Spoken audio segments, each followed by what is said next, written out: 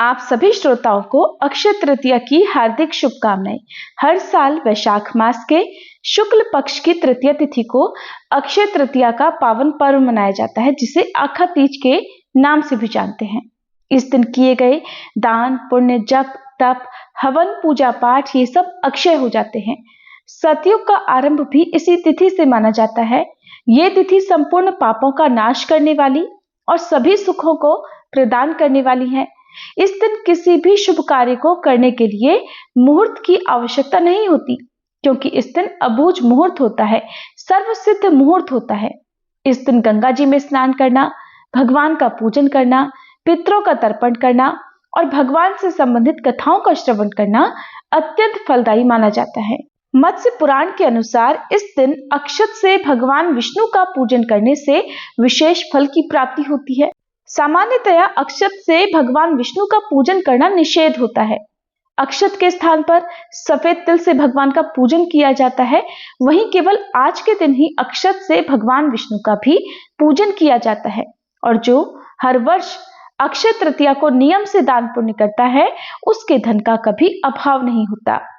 आज की इस वीडियो में प्रिय श्रोताओ, हम आपको अक्षय तृतीया के दिन सुनी जाने वाली सभी कथाओं का श्रवण कराएंगे। उससे पहले जानिए अक्षय तृतीया इतनी महत्वपूर्ण तिथि क्यों मानी जाती है।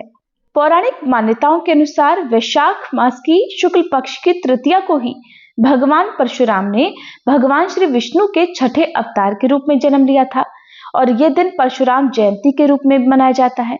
वेद व्यास जी ने भगवान श्री गणेश जी के सहयोग से महाभारत लिखने की शुरुआत इसी दिन से की थी। इसी दिन भगवान श्री कृष्ण ने अपने मित्र सुदामा को महल और धन धान्य से परिपूर्ण करके अपनी मित्रता का फर्ज निभाया था। वैशाख तृतीया को महाभारत का युद्ध भी समाप्त हुआ था। इस दिन से सतयुग और त्रेता युग का आरंभ भी माना जाता है। इसी दिन गंगा नदी स्वर्ग से उतरकर धरती पर आई थी। इस तिथि पर इसलिए गंगा जी में स्नान करने का भी विशेष महत्व माना जाता है। रसोई और भोजन की देवी अन्नपूर्णा जी के जन्म दिवस के तौर पर भी इस दिन को मनाया जाता है। ज्योतिष शास्त्र के अनुसार अक्षय तृतीया के दिन सूर्य और चंद्रमा अपनी संपूर्ण उच्च क्षमता के साथ बराबर चमक बिखेरते हैं। उड़ीसा के प्रसिद्ध जगन्नाथ मंदिर की रथ यात्रा के लिए रथ बनाने की शुरुआत भी इसी दिन से की जाती है। वृंदावन में केवल अक्षय तृतीया के दिन ही बांके बिहारी जी के चरण कमलों के दर्शन होते हैं। चार धाम की यात्रा के भगवान बद्रीनाथ मंदिर के पट भी अक्षय तृतीया के दिन से ही खोले जाते हैं। इस दिन सनातन धर्म में इतनी सारी धार्मिक घटनाएं घटित हुई हैं, इसलिए अक्षय तृतीया का अत्यधिक महत्व है। तो आज की इस वीडियो में हम प्रयास करेंगे कि आपको इन सभी कथाओं की जानकारी दे सके जिसके बारे में आपने अभी अभी जाना है। अक्षय तृतीया का महत्व बताते हुए भगवान श्री कृष्ण धर्मराज से कहते हैं, हे राजन, प्राचीन काल में महोदय नाम का एक वैश्य था। महोदय अत्यंत सत्यपरायण, मृदुभाषी, निर्मल तथा देवताओं एवं ब्राह्मणों का पूजन करने वाला था। उसे विभिन्न प्रकार के पुण्याख्यान श्रवण करना प्रिय था। उसे अगर दैनिक कार्यों से थोड़ा भी समय मिलता तो वह सत्संग आदि श्रवण करने पहुंच जाता था। अन्य कार्यों से विचलित हुए भी उसका मन सदैव शास्त्र चिंतन में लीन रहता था। एक दिन मार्ग में उसने कुछ ऋषियों को रोहिणी नक्षत्र से युक्त अक्षय तृतीया के महत्व का वर्णन करते हुए सुना। वह ऋषि कह रहे थे कि अक्षय तृतीया बुधवार से संयुक्त होने पर महान अगणित फल प्रदान करने वाली होती है। अक्षय तृतीया के दिन नर नारायण एवं परशुराम अवतार प्रकट हुए थे। इस दुर्लभ संयोग के अवसर पर किए जाने वाले दान, हवन, पूजन आदि कर्मों का अक्षय फल प्राप्त होता है। इस दिन देवताओं एवं पितरों के निमित्त जो भी दान, हवन, पूजन, तर्पण किया जाता है, उसका पुण्य कभी क्षय नहीं होता। ऋषि मुख से अक्षय तृतीया का महात्म्य सुनकर वह वैश्य मन ही मन विचार करने लगा कि ये तो अति उत्तम व्रत है, अतः मुझे भी इसका पुण्य लाभ अर्जित करना चाहिए। ये विचार करते हुए महोदय गंगा जी के तट पर जा पहुंचा। गंगा जी के परम पवित्र जल से उसने अपने पितृ देवताओं का तर्पण किया। तर्पण करने के पश्चात घर आकर उसने जल से भरे 2 घड़े खांड अथवा बताशे लवण, यव यानी जौ, गेहूं, दध्योदन अर्थात दही और चावल, ईख तथा विभिन्न प्रकार के दुग्ध पदार्थ सामर्थ्य के अनुसार पूर्ण भक्ति भाव से ब्राह्मणों को दान किए। हे राजन, उसकी धर्मपत्नी का मन माया के बंधन में फंसा हुआ था, इसलिए वह अपने दानवीर पति को दान आदि कर्म करने से रोकने का पूर्ण प्रयास करती रहती थी। वह नहीं चाहती थी कि उसका पति दान दे, किंतु महोदय अत्यंत उदार एवं दयालु प्रकृति का होने के कारण निरंतर धर्म कर्म आदि गतिविधियों में लीन रहता था और इस प्रकार आनंद पूर्वक जीवन व्यतीत करता हुआ वह वैश्य अंत में प्रभु का चिंतन करते हुए सद्गति को प्राप्त हुआ। हे युधिष्ठिर, आगामी जन्म में महोदय वैश्य ने कुशावतीपुरी नामक स्थान पर क्षत्रिय के रूप में जन्म लिया। उसे इस जन्म में अक्षय सुख संपदा की प्राप्ति हुई। अपनी संपत्ति का सदुपयोग करते हुए उसने महान यज्ञ हवन आदि संपन्न किए तथा श्रेष्ठ दक्षिणा प्रदान की। नाना प्रकार के गौदान, स्वर्णदान, अन्नदान तथा विभिन्न पदार्थों का दान किया। निर्धनों, याचकों तथा नेत्रहीनों की यथासंभव सहायता की। इतना दान पुण्य करने पर भी उसकी संपदा का अंत नहीं हुआ। अपने इस जीवन में भी महोदय ने उत्तम प्रकार के भोगों को भोगा तथा श्रेष्ठ जीवन व्यतीत किया। ये महोदय द्वारा पूर्व जन्म में किए गए अक्षय तृतीया के व्रत का प्रभाव था।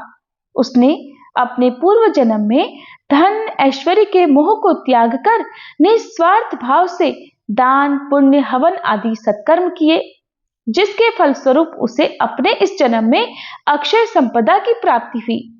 हे राजन, इस प्रकार अक्षय तृतीया की कथा एवं महात्म्य का वर्णन संपूर्ण हुआ। श्रोताओं, मान्यता है कि अक्षय तृतीया के दिन ही कान्हा जी का मुंडन संस्कार भी हुआ था। प्राचीन काल में ब्रज के लोगों का मुख्य व्यवसाय गौचारण ही था, इसलिए मुख्य व्यवसाय से संबंधित कुछ वर्जनाएं भी थी। अब इसे आप वर्जनाएं कह लीजिए या फिर सामाजिक नियम ये भी था कि बालक का जब तक मुंडन नहीं हो जाता तब तक उसे जंगल में गाय चराने नहीं भेजा जाता था। जब बालक कृष्ण रोज अपने परिवार के और पास पड़ोस के सभी पुरुषों को, सभी बालकों को गाय चराने जाते देखते तो उनका भी मन करता, लेकिन मैया यशोदा उन्हें मना कर देती, कहती लाला तू तो अभी छोटा है, थोड़ा बड़ा हो जा, फिर जाने दूंगी। एक दिन बलराम जी को गाय चराने जाते देखकर लाला अड़ गए, जिद करने लगे, बोले मैया अगर दाऊ जाते हैं तो मैं भी गाय चराने जाऊंगा, ये क्या बात हुई भला, वो बड़े और मैं छोटा। मैया ने समझाया कि लाला दाऊ का मुंडन हो चुका है, इसलिए वो जा सकते हैं, अभी तुम्हारा मुंडन नहीं हुआ है, जब तुम्हारा भी मुंडन हो जाएगा तब तुम भी जा सकोगे। अब तो लाला को चिंता हुई कि इतनी सुंदर लटे रखें या फिर गाय चराने जाएं, क्योंकि प्रेम तो कान्हा को दोनों से ही था, गौओं से भी, गौचारण से भी और काली काली घुंघराली लटों से भी। फिर बहुत सोच विचार करके उन्होंने सोचा कि ये लटे तो फिर से उग जाएंगी, लेकिन गाय चराने का इतना आनंद अब मुझसे दूर नहीं रहना चाहिए। वो तुरंत नंद बाबा से बोले कि बाबा फिर तो आप कल ही मेरा मुंडन करा दीजिए, मुझे तो बस गाय चराने जाना है। नंद बाबा लाला की बात सुनकर हंसकर बोले, ऐसे कैसे करा दे मुंडन, हमारे लाला के मुंडन में तो बहुत बड़ा आयोजन करेंगे, तब लाला के केश जाएंगे। बाबा की बात सुनकर लाला ने सोचा कि अब तो जब बाबा आयोजन करेंगे तो उसमें तो बहुत समय लग जाएगा, और उन्हें तो बस गौवे चराने जाने की बेचैनी थी, व्याकुलता थी। अधीर होकर कहने लगे, बाबा आपको जो कुछ भी आयोजन करना है ना करो, लेकिन मुझे तो गाय चराने जाना है, आप तो बस जल्दी से जल्दी मेरा मुंडन करवाओ। मुंडन तो करवाना ही था, इसलिए नंद बाबा ने गर्गाचार्य जी से लाला के मुंडन का शुभ मुहूर्त निकलवाने का आग्रह किया। निकट में अक्षय तृतीया का शुभ दिन था, इसलिए उसी दिन मुंडन का आयोजन तय हो गया। आसपास के सभी गांवों में न्योते बांटे गए, हर्षोल्लास से धूमधाम से बहुत तैयारियां की गई। आखिर आयोजन का दिन आ ही गया। लाला को तो जल्दी थी कि कब मुंडन हो और कब वे गैये चराने के लिए जाएं। अब जैसे ही मुंडन हुआ तो लाला मैया से बोले, मैया मुझे नाश्ता दे दो और बस मैं अब गाय चराने जा रहा हूं। लाला की अधीरता देखकर मैया थोड़ा नाराज होकर बोली, लाला देखो तो जरा, घर में इतने सारे मेहमान आए हैं तुम्हें देखने, और तुम हो कि इतनी गर्मी में तुम्हें गाय चराने जाना है। अरे थोड़े दिन रुक जाओ, भीषण गर्मी पड़ रही है ना, थोड़ी गर्मी कम पड़ जाए तब मैं तुम्हें दाऊ के साथ जरूर भेज दूंगी। लेकिन लाला तो अड़ गए, बोले ऐसे थोड़े होता है मैया, मैंने तो गाय चराने के लिए ही मुंडन करवाया था, नहीं तो मैं भला अपनी इतनी सुंदर लटों को काटने देता क्या। मैं कुछ नहीं जानता, मैं तो बस आज अभी और इसी समय जाऊंगा गैया चराने। मैया ने लाला की जिद देखकर नंद बाबा को बुलाकर कहा। लाला तो मान ही नहीं रहा। एक काम कीजिए, थोड़ी दूर तक आप इसके साथ हो आइए, इसका भी मन बहल जाएगा, क्योंकि इस गर्मी में मैं इसे दाऊ के साथ या अकेले तो भेजूंगी नहीं। अब नंद बाबा सबको छोड़कर निकले। लाला भी पूरी तैयारी के साथ दूसरों की देखा दाखी छड़ी, बंसी, कलेवे की पोटली लेकर निकल गए। नन्हे मुन्ने तो थे ही, अपने ही साइज की एक बछिया भी साथ में ले ली, जिसे बाकी ग्वाल वालों की तरह हुर्र हुर्र कर कर घेरते हुए वो अपने मन ही मन में खुश हो रहे थे कि आखिरकार अब तो मैं बड़ा हो ही गया। कितना आनंद आएगा जब मैं बाकी दूसरे ग्वाल बालन की तरह अपनी गैया, अपनी बछिया लेकर जाया करूंगा। अब खैर गर्मी भी वैशाख मास की थी और व्रज में तो वैसे भी भीषण गर्मी पड़ती है। थोड़ी ही देर में नन्हे बालक श्री कृष्ण गर्मी से बेहाल हो गए। उनका मुख लाल पड़ गया, कोमल मुख कुम्हला गया, पूरा शरीर पसीने से भर गया। ये सब देखकर बाबा ने सोचा अब तो लाला घर वापस चलने के लिए बोलेगा, क्योंकि इतनी गर्मी है, सुकुमार बालक है, कहां तक भला आगे चल पाएगा। लेकिन नन्हे श्री कृष्ण तो चलते जा रहे थे।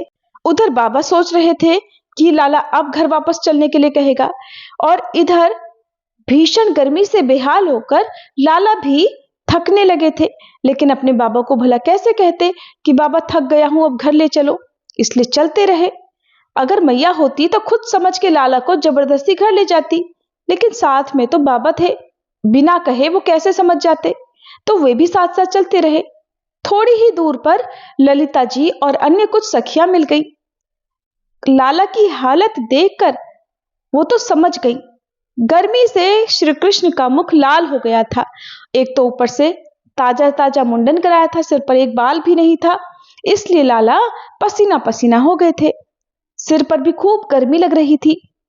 तब ललिता जी ने नंद बाबा से कहा, बाबा आप इसे हमारे पास छोड़ जाइए, हम इसे कुछ देर के बाद आपके घर पहुंचा देंगे। नंद बाबा को रवाना करके ललिता जी और अन्य सखियां लाला को निकट ही अपने कुंज में ले गईं। उन्होंने वहां बालक को कदम की शीतल छाया में बिठाया और अपनी अन्य सखी को घर से चंदन, खरबूजे के बीज, मिश्री का पका हुआ बूरा, इलायची, मिश्री आदि लाने के लिए कहा।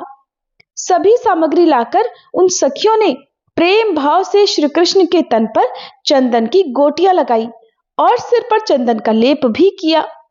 कुछ सखियों ने पास में ही बूरे और खरबूजे के बीज के लड्डू बना दिए और इलायची को पीसकर मिश्री के रस में मिलाकर शीतल पेय भी तैयार कर दिया और बड़े प्रेम से नन्हे कृष्ण को प्रेम पूर्वक आरोगाया। साथ ही ललिता जी लाला को पंखा झलने लगी। ये सब आरोग कर नन्हे सुकुमार लाला को, जो चलते चलते थक गए थे, गर्मी से बेहाल हो गए थे, जब इतनी सेवा मिली तो उन्हें नींद आने लगी। अब तो ललिता जी ने वहीं उन्हें सोने के लिए कहा, विश्राम करने के लिए कहा।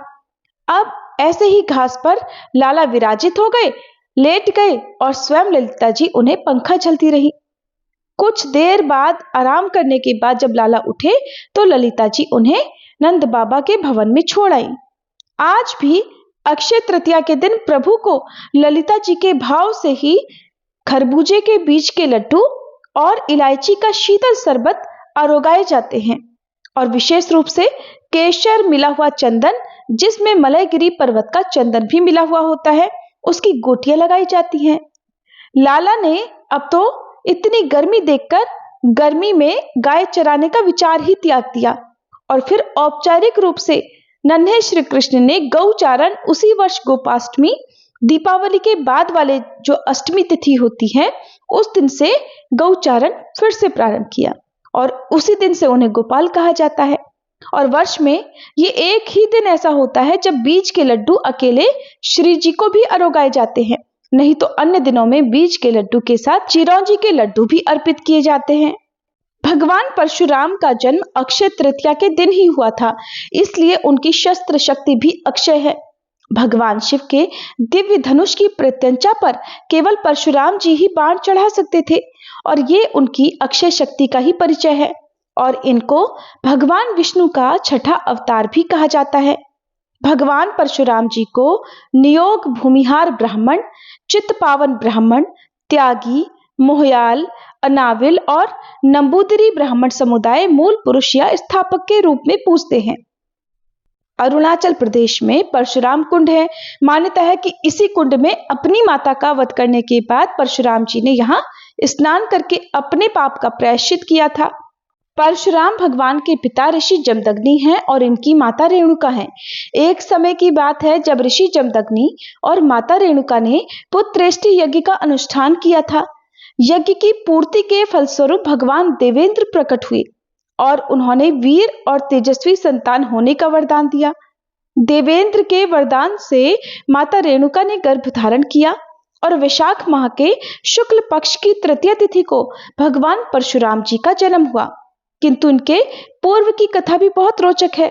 प्राचीन काल में कन्नौज गाधी नामक राजा राज्य करते थे। उन्हें एक सुंदर और रूपवान पुत्री थी जिसका नाम सत्यवती था।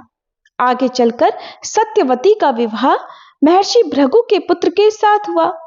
विवाह के बाद महर्षि भृगु ने अपनी पुत्र वधू को आशीर्वाद दिया और मनोवांछित वर मांगने के लिए कहा। महर्षि की बात सुनकर पुत्र वधू सत्यवती ने अपनी माता के लिए वर मांगने की इच्छा प्रकट की। उन्होंने कहा कि मुझे मेरी माता के लिए वर चाहिए कि उन्हें एक तेजस्वी पुत्र हो। महर्षि भृगु ने पुत्र वधू की इच्छा स्वीकारते हुए कहा, हे पुत्री, मैं तुम्हारी मात्र प्रेम भावना से अति प्रसन्न हूं, इसलिए मैं तुम्हें और तुम्हारी माता दोनों को इच्छित संतान की प्राप्ति हेतु वर प्रदान करता हूं। उन्होंने वर के साथ साथ 2 चरुपात्र भी पुत्र वधू सत्यवती को दिए और कहा, हे पुत्री, जब तुम और तुम्हारी माता ऋतु स्नान कर चुकी हो तब तुम्हारी मां पुत्र की इच्छा लेकर पीपल का आलिंगन करना और तुम उसी कामना को लेकर गूलर का आलिंगन करना। फिर मेरे द्वारा दिए गए इन चरुओं का सावधानी के साथ अलग अलग सेवन कर लेना। इधर जब सत्यवती की माता को ये बात पता चली कि महर्षि भृगु ने पुत्री सत्यवती को उत्तम संतान प्राप्त होने के लिए चरुपात्र दिए हैं, तो माता ने उत्तम पुत्र होने की लालसा में अपना चरु अपनी पुत्री के चरु से बदल लिया। चरु बदलने जाने से अनजान सत्यवती ने अपनी माता को दिए हुए चरु का सेवन कर लिया। ये बात महर्षि भृगु ने अपनी योग शक्ति से ज्ञात कर ली थी। महर्षि भृगु पुत्र वधू सत्यवती से मिले और उसे सारा वृतांत बताया और कहा, पुत्री, तुम्हारी माता ने छल से तुम्हारा चरु खुद के चरु से बदल लिया है, अतः मेरे आशीर्वाद से तुम्हारी संतान ब्राह्मण होते हुए भी क्षत्रिय जैसा आचरण करेंगी और तुम्हारी माता की संतान क्षत्रिय होते हुए भी ब्राह्मण जैसा आचरण करेंगी। तब पुत्र वधू सत्यवती ने महर्षि भृगु से प्रार्थना की कि भले ही मेरे पौत्र का आचरण क्षत्रिय जैसा हो, किंतु मेरा पुत्र ब्राह्मण का ही आचरण करने वाला हो। इसी के चलते सत्यवती के गर्भ से महर्षि जमदग्नि का जन्म हुआ और जब ऋषि जमदग्नि का विवाह रेणुका से हुआ तब रेणुका के गर्भ से भगवान परशुराम जी का जन्म हुआ, जो एक ब्राह्मण कुल में जन्म होने के पश्चात भी उनका आचरण एक क्षत्रिय की तरह था। त्रेता युग में जब महर्षि जमदग्नि को पुत्रेष्टि यज्ञ के फलस्वरूप पुत्र की प्राप्ति हुई तब उन्होंने उस पुत्र का नाम राम रखा था। पुत्र राम बचपन से ही बहुत तेजस्वी और पराक्रमी था। महर्षि भृगु के कथनानुसार राम का आचरण एक क्षत्रिय का था। उन्होंने प्रारंभ में महर्षि विश्वामित्र और ऋचिक से विद्या ग्रहण की। किशोर अवस्था आते आते अस्त्र और शस्त्र की विद्या ग्रहण करने हेतु उन्होंने भगवान शिव की घोर तपस्या की। उनकी तपस्या से प्रसन्न होकर भगवान शिव प्रकट हुए और उन्हें अस्त्र और शस्त्र की विद्या प्रदान करने का वचन दिया। फिर भगवान शिव से विद्या ग्रहण कर राम पूर्ण रूप से अस्त्र शस्त्र के ज्ञाता हो चुके थे। उनकी लगन और अपनी दी हुई विद्या में पारंगत होने पर भगवान शिव ने प्रसन्न होकर उन्हें एक फरसा शस्त्र रूप में दिया। फरसे को परशु भी कहते हैं, इसी वजह से वे परशुराम कहलाए। वहीं श्रीमद् भागवत में इस कथा का वर्णन इस प्रकार मिलता है कि जब गंधर्वराज चित्ररथ अपनी अप्सराओं के साथ गंगा तट पर आए, वन में विहार कर रहे थे, तब हवन अनुष्ठान के लिए जल लेने आई रेणुका के नेत्र उन्हें देख आसक्त हो गए और वह कुछ क्षण तक वहीं ठहर गई। देखते ही देखते उधर हवन काल समाप्त हो जाने पर ऋषि जमदग्नि अत्यंत क्रोधित हो गए। उन्होंने माता रेणुका के आर्य विरोधी आचरण और मानसिक व्यभिचार के चलते दंड स्वरूप अपने सभी पुत्रों को माता रेणुका के वध करने की आज्ञा दी। पिता की ऐसी आज्ञा सुनकर सभी भाई विचलित हो गए। पिता जमदग्नि ने जब अपने पुत्रों का अपनी आज्ञा का उल्लंघन होते हुए देखा तो वे बहुत क्रोधित हुए और ऐसे में अपने पिता के तपोबल से प्रभावित होकर पुत्र परशुराम ने अपनी माता रेणुका का शिरोच्छेद कर उन्हें बचाने हेतु आए अपने सभी भाइयों का भी वध कर डाला। जब पिता जमदग्नि ने सारा दृश्य देखा और अपनी आज्ञा का पालन होते हुए देखा तो वह पुत्र परशुराम पर बहुत प्रसन्न हुए और उन्हें वरदान मांगने के लिए कहा। तभी पुत्र परशुराम ने अपनी माता समेत भाइयों को पुनः जीवन दान देने की इच्छा प्रकट की और उनके द्वारा उनका वध होने की स्मृति को नष्ट कर देने को कहा। इस प्रकार भगवान परशुराम ने अपने पिता की आज्ञा मानते हुए अपनी माता का वध किया था। अब सुनिए भगवान विष्णु के नर और नारायण अवतार की कथा। भगवान ब्रह्मा जी के पुत्र धर्म की पत्नी रुचि के माध्यम से श्री हरि विष्णु ने नर और नारायण नाम के 2 ऋषियों के रूप में अवतार लिया। जन्म लेते ही वे बद्री वन में तपस्या करने के लिए चले गए। उसी बद्री वन में आज बद्रिकाश्रम बना हुआ है। वहीं पर नर और नारायण नामक 2 पहाड़ हैं। वहीं पास में केदारनाथ का पवित्र शिवलिंग है, जिसे नर और नारायण ने ही मिलकर स्थापित किया था। नर और नारायण की तपस्या से ही संसार में सुख और शांति का विस्तार हुआ। आज भी केदारनाथ और बद्रिकाश्रम में भगवान नर नारायण निरंतर तपस्या में रत रहते हैं। इन्होंने ही द्वापर में श्री कृष्ण और अर्जुन के रूप में अवतार लेकर लीला रची थी। एक बार नर और नारायण भगवान की तपस्या को देखकर देवराज इंद्र ने सोचा कि ये तप के द्वारा मेरा इंद्रासन छीनना चाहते हैं। ऐसा सोचकर इंद्र ने उनकी तपस्या को भंग करने के लिए कामदेव, वसंत और अप्सराओं को भेजा। उन्होंने जाकर भगवान नर नारायण को अपनी तरह तरह की कलाओं के द्वारा तपस्या भंग करने का प्रयास किया, किंतु उनके ऊपर कामदेव और उनके सहयोगियों का कोई भी प्रभाव नहीं हुआ। कामदेव, वसंत और अप्सराएं शाप के भय से थरथर कांपने लगे। तब उनकी ये दशा देखकर भगवान नर और नारायण ने कहा, तुम लोग डरो मत, हम प्रेम और प्रसन्नता से तुम लोगों का स्वागत करते हैं। भगवान नर और नारायण की अभय देने वाली वाणी को सुनकर काम अपने सहयोगियों के साथ अत्यंत लज्जित हुआ। उसने भगवान नर और नारायण की स्तुति करते हुए कहा, प्रभु आप निर्विकार परम तत्व हैं। बड़े बड़े आत्मज्ञानी पुरुष आपके चरण कमलों की सेवा के प्रभाव से काम विजयी हो जाते हैं। हमारे ऊपर आप सदैव अपनी कृपा दृष्टि बनाए रखें। हमारी आपसे यही प्रार्थना है। आप देवाधिदेव श्री विष्णु हैं, आपको हमारा बारंबार प्रणाम है। कामदेव की स्तुति सुनकर भगवान नर नारायण प्रसन्न हुए और उन्होंने अपनी योगमाया के द्वारा एक अद्भुत लीला दिखाई। सभी लोगों ने देखा कि सुंदर सुंदर नारियां नर और नारायण भगवान की सेवा में लीन हैं। नर नारायण भगवान ने कहा कि तुम इन स्त्रियों में से किसी एक को मांगकर स्वर्ग में ले जा सकते हो, वह स्वर्ग के लिए भूषण स्वरूप होगी। उनकी आज्ञा मानकर कामदेव ने अप्सराओं में सर्वश्रेष्ठ अप्सरा उर्वशी को लेकर स्वर्ग के लिए प्रस्थान किया। उसने फिर देव सभा में जाकर भगवान नर और नारायण की अतुलित महिमा के बारे में सबसे कहा, जिसे सुनकर देवराज इंद्र आश्चर्यचकित और भयभीत हो गए। देवराज को श्री नर और नारायण के प्रति अपनी दुर्भावना और अपनी दुष्कृति पर बहुत पश्चाताप हुआ। महाभारत के अनुसार केदार और बद्रीवन में नर नारायण नाम के 2 भाइयों ने घोर तपस्या की थी, इसलिए ये स्थान मूलतः इन दो ऋषियों का स्थान है। दोनों ने केदारनाथ में शिवलिंग और बद्रिकाश्रम में श्री विष्णु भगवान के विग्रह रूप की स्थापना की थी। केदारेश्वर ज्योतिर्लिंग की उत्पत्ति की कथा शिव पुराण में तब आती है जब नर नारायण शिव की आराधना कर रहे होते हैं। भगवान शिव की प्रार्थना करते हुए दोनों कहते हैं कि हे शिव, आप हमारी पूजा ग्रहण करें। नर और नारायण के पूजा आग्रह पर भगवान शिव स्वयं उस पार्थिव लिंग में आते हैं। इस तरह पार्थिव लिंग के पूजन में समय गुजरता जाता है। एक दिन भगवान शिव प्रसन्न होते हैं और नर और नारायण के सामने प्रकट होकर कहते हैं कि वे उनकी आराधना से अत्यंत प्रसन्न हैं, इसलिए वर मांगे। तब नर और नारायण कहते हैं, हे प्रभु, अगर आप प्रसन्न हैं तो लोक कल्याण के लिए कुछ कीजिए। भगवान शिव कहते हैं कि कहो, क्या कहना चाहते हो।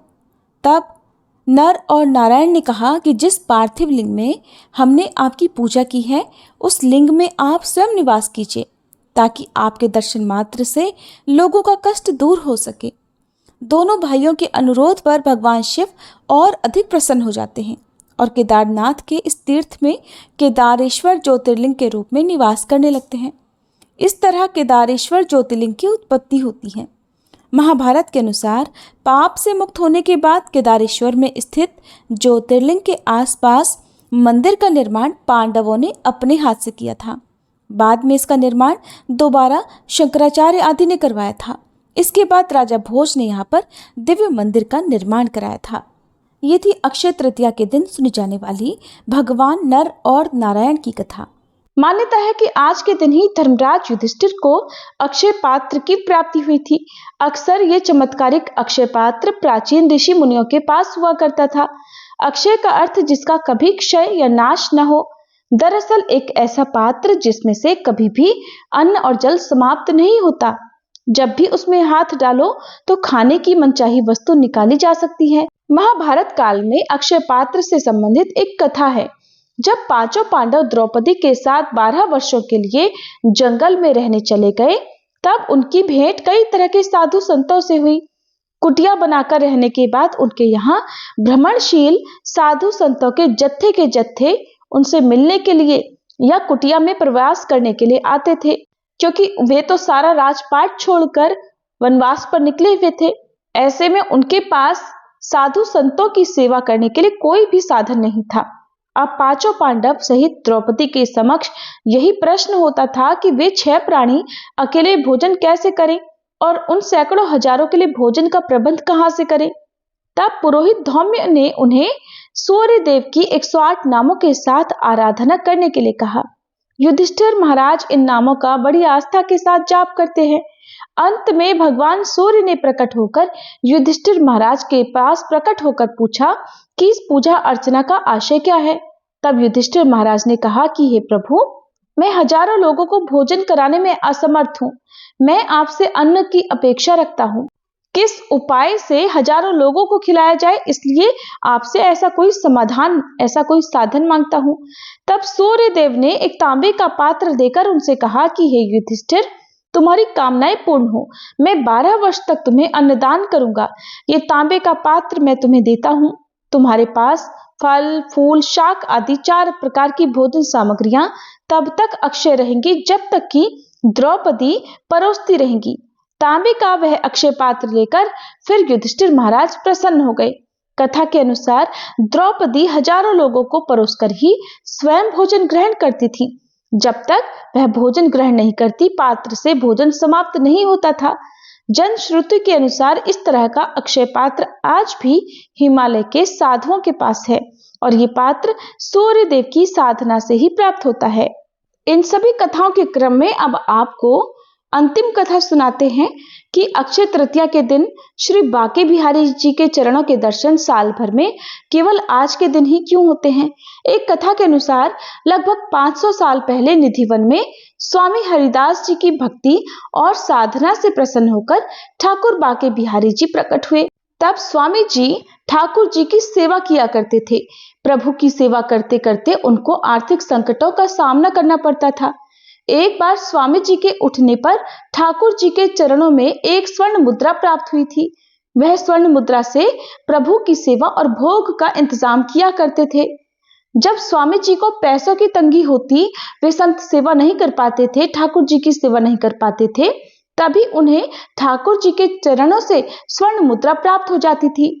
इसलिए रोजाना बांके बिहारी जी के चरणों के दर्शन नहीं कराए जाते।